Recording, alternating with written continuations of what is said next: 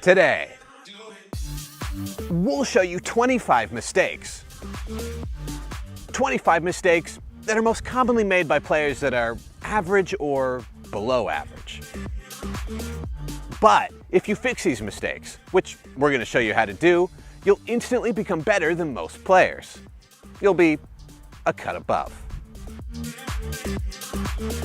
Poor body position when receiving the ball.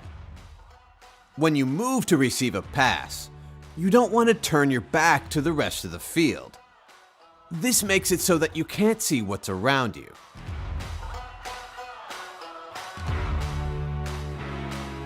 So that's why, when you're moving to receive a pass in this kind of situation, you want to turn your body a little bit.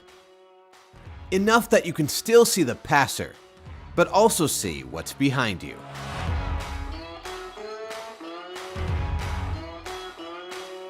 The only exception to this would be if a defender was following you too close. Playing with your head down.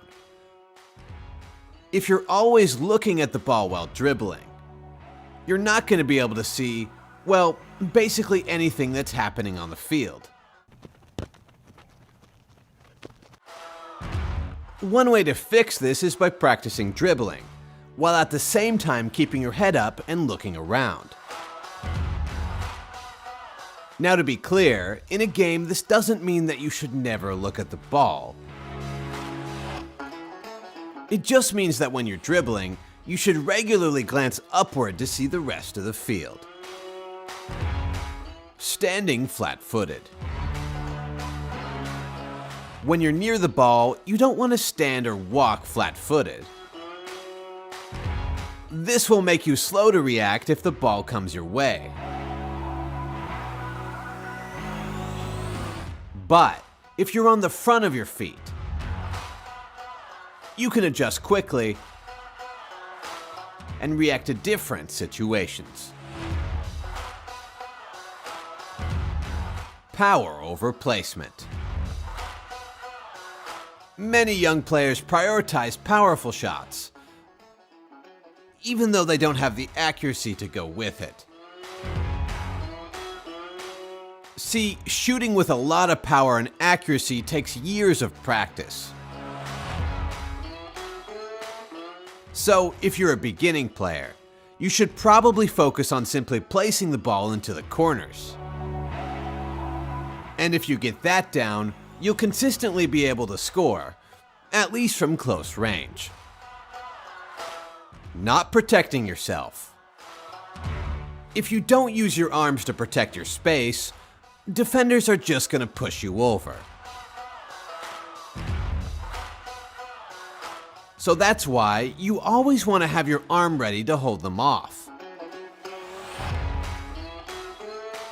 And if needed, be ready to bend your knees and lower your center of gravity, making it more difficult to knock you over.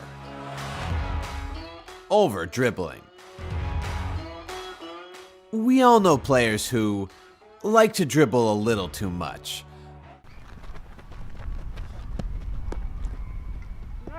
To make sure that you don't become this player, you have to do two main things. One, you have to be aware of teammates in a better position and actually pass to them. And two, you have to be aware of your own abilities.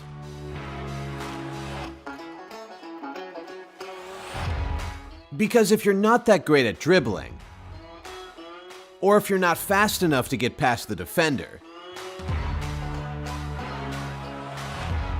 then you probably just shouldn't dribble at all, at least not in a competitive game.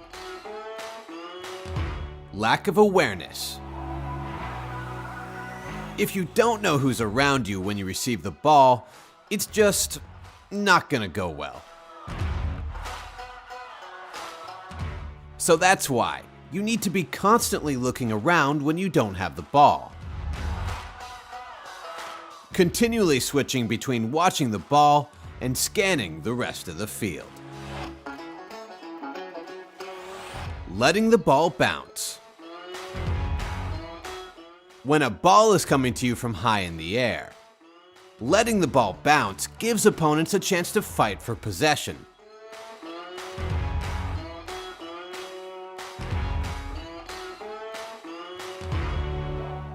But if you're able to control the ball before it bounces,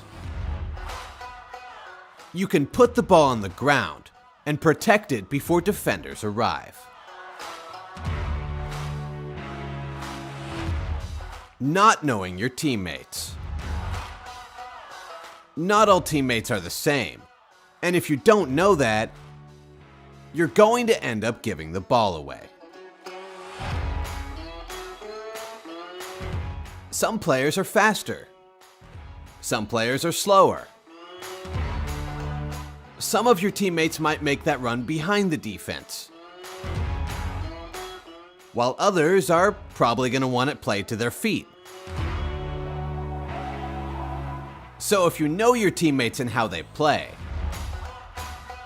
then you can give them a ball that they can actually handle. Not cutting across.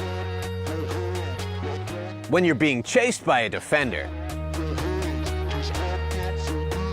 inexperienced players might touch the ball too straight, which gives the defender a chance to get back and cut off your angle.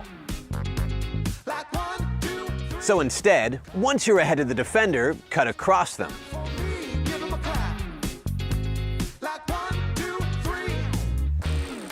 This will cut off their angle and make it far more difficult for them to get back and defend.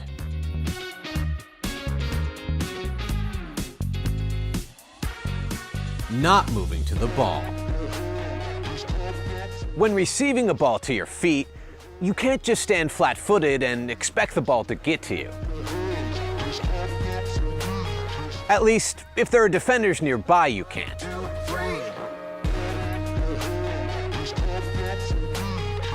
Now look, sometimes the ball is just not good enough, and you won't be able to get to it no matter what.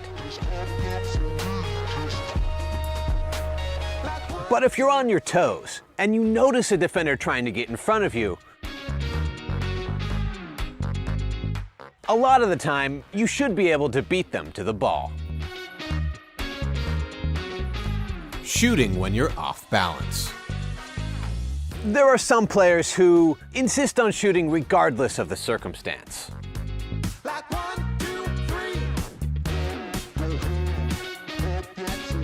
The problem is, shooting when you're off balance is almost always going to end poorly. The solution? If you're off balance, either wait to shoot until you steady yourself,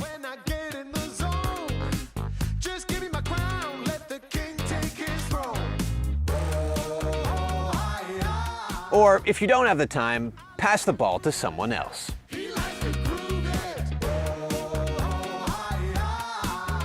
Stupid 1-2s.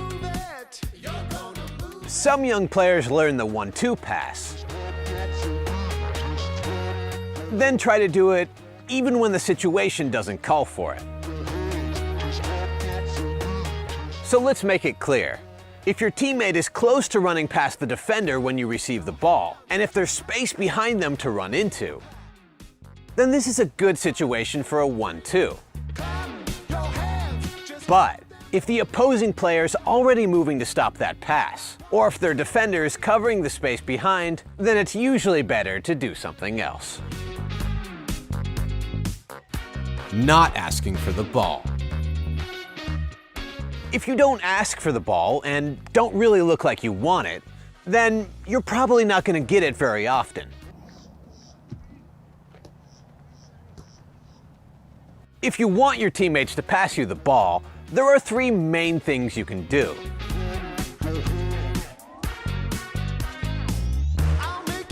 1, call for the ball.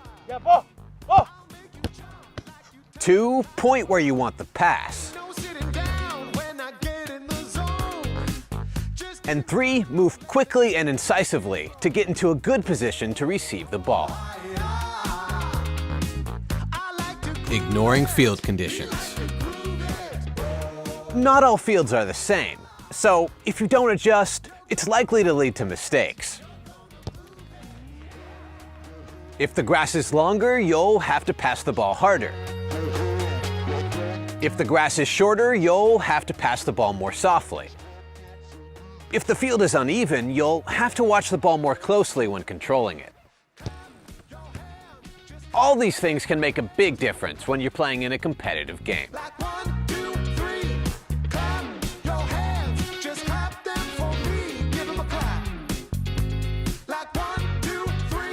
Keeping players on side.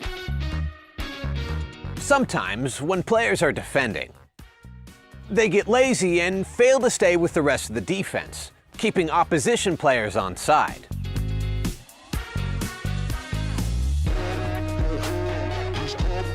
The solution? Just stay alert and make sure you're in line with the rest of your teammates.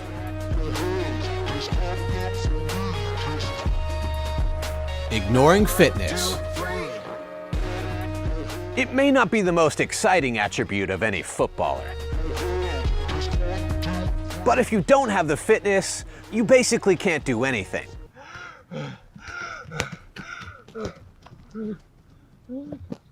So, no matter how fun it is to practice your skills and your shooting, make sure you never neglect your basic endurance.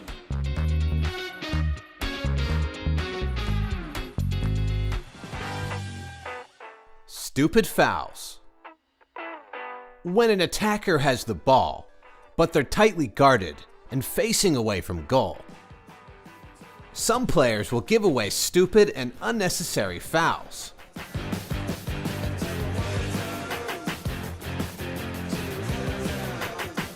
Now, if you're near midfield, this might not be too big a problem.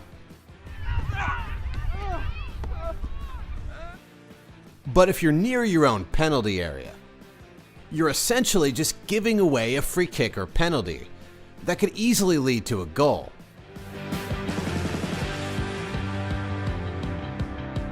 So just remember, if you're near your own goal and the attacker isn't an immediate threat, don't dive in, instead wait for them to turn, and then you can make your move. Shielding a ball that's not going out. Shielding a ball that was last touched by the opposition is a great way to win a throw-in, goal kick, or corner. But sometimes, players pay too much attention to the other player and fail to notice that the ball isn't actually going out. And when that happens, there's a good chance that your opponent steals the ball.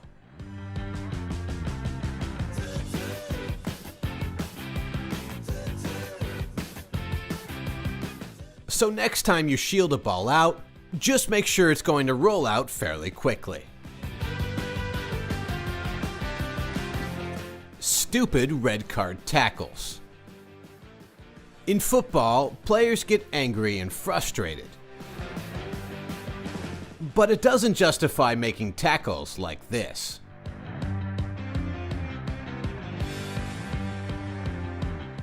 The truth is, if your foot is high, or if you jump with both feet, you're bound to end up getting a red card.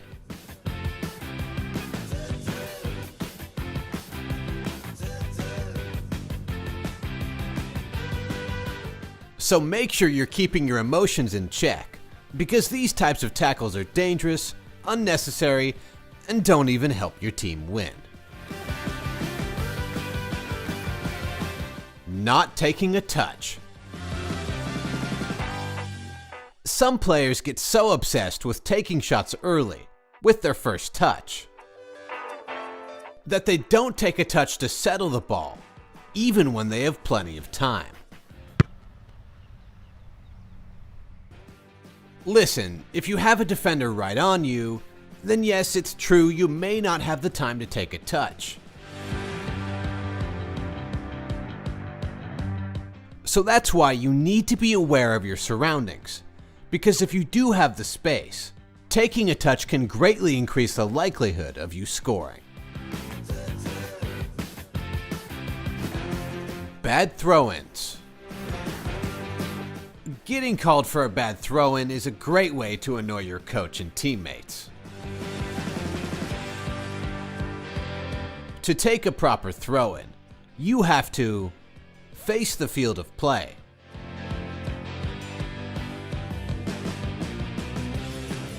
Have a part of each foot on the ground. Stay either on the sideline or behind the sideline. Hold the ball with both hands.